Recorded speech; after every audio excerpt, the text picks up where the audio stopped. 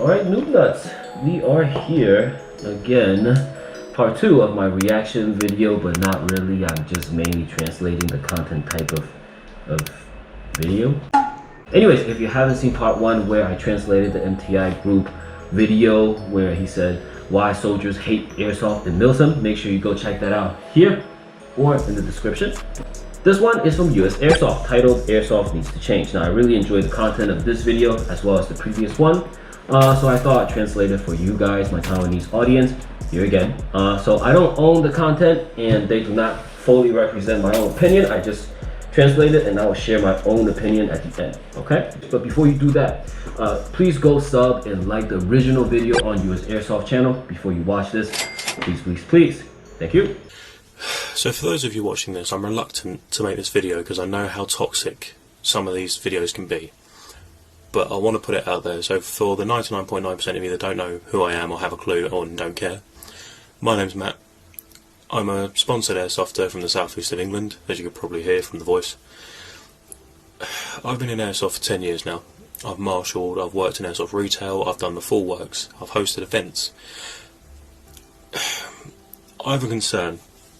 Every single time that I click on any airsoft forum, there's a new person trying to find their way.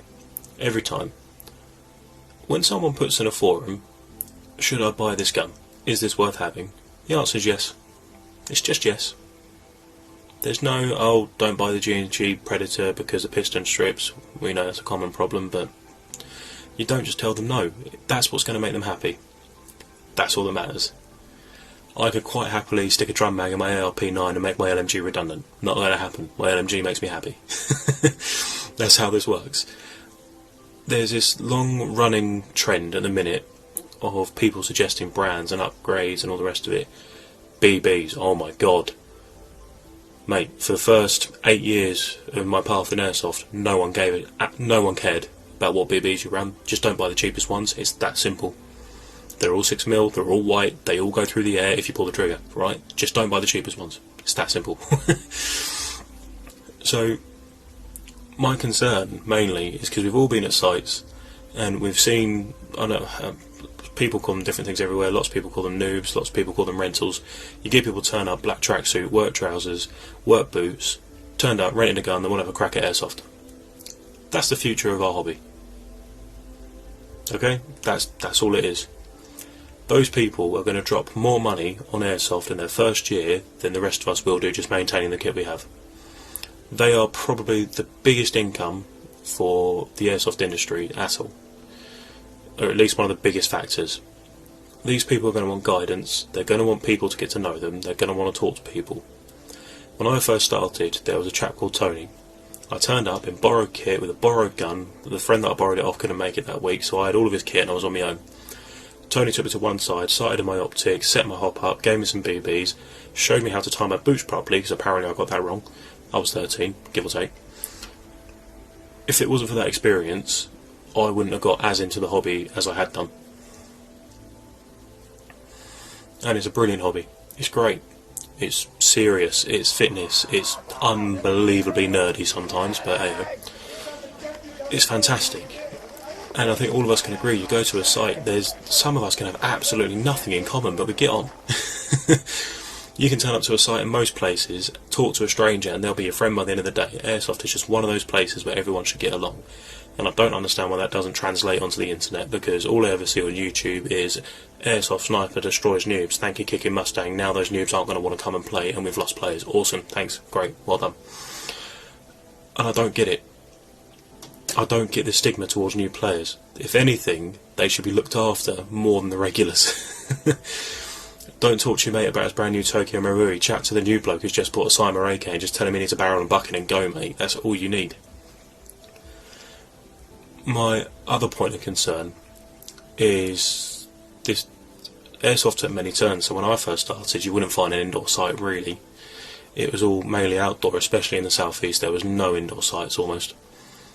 And this whole idea of calling everybody Speedsoft and referring everything CQB related to Speedsoft, it's just nonsense. There's, in the UK specifically, I think there's maybe 3 dedicated SpeedQB sites. Grand totaling, maybe 70 regulars. Right? Give up. If a 15-year-old with a dye mask smacks you in the face at 50 feet with an ARP9, do you know what? Shake his hand, he's done you. Leave it. That's all it is. I don't care if you're Tokyo Marui, recoil shock, NGRS nonsense, and I swear to God, people stroke those more than their own penis. It doesn't matter. There is no need to moan about rates of fire, there's no need to moan about trigger response, there's no need to moan about these things. If you're upset because someone shot you, or you feel like you're better, or you spent more money on kit and you feel like you deserved a better result that day, do you know what? It's your own fault. Play better. It's just one of those things. There's no need spending out all this money on kit to be offended when you get spanked by a kiddie in a hoodie. It's that simple. And I've been on the receiving end of this more than once, because I've played a milsim in a dye mask and got absolutely torn to shreds, but do you know what? I'm pretty, and I'm still pretty thanks to that dye mask, so that's absolutely fine. So there's too many people, especially on social media, that are fully prepared to put everyone down. It's just not necessary. You play toy soldier in the woods. Airsoft is for those who don't want to grow up. Doesn't mean you have to behave like a child. It is that simple. If I turn up to your field in a dye mask and tracksuits and my ARP9, which has been fully upgraded by Bravo Base Supplies, by the way, shout out, I'm gonna ruin you that day. It's that simple. And it's not because I'm a better player. It's not because I've got better kit. It's because I'm gonna go home happy even if I lose.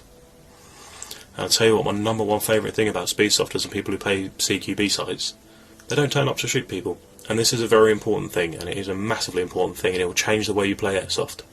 And I was told this by a guy called Mark Smith, who's, as far as I know, is the leader of the Misfit team. Don't turn up to shoot people.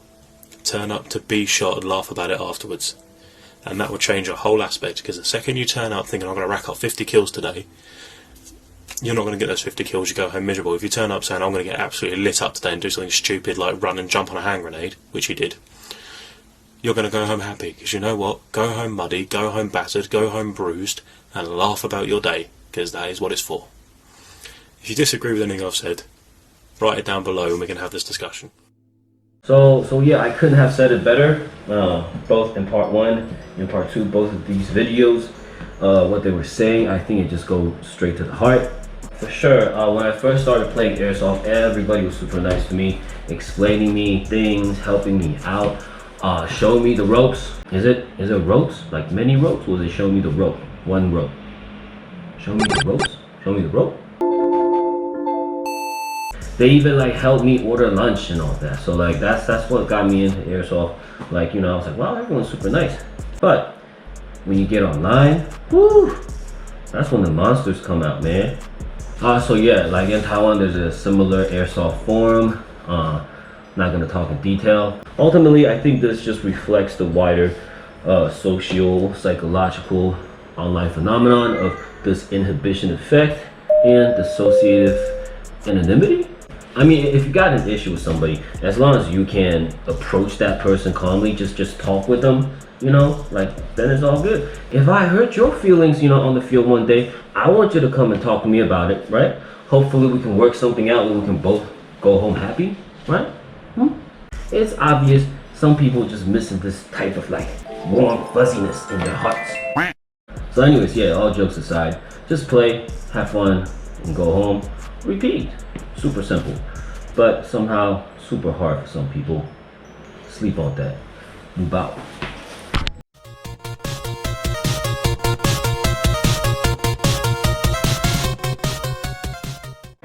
This is Echo, so he's a little bit old. He's 13 years old. What is that? Oh, no, don't worry. He only barks. He doesn't bite. Super cute.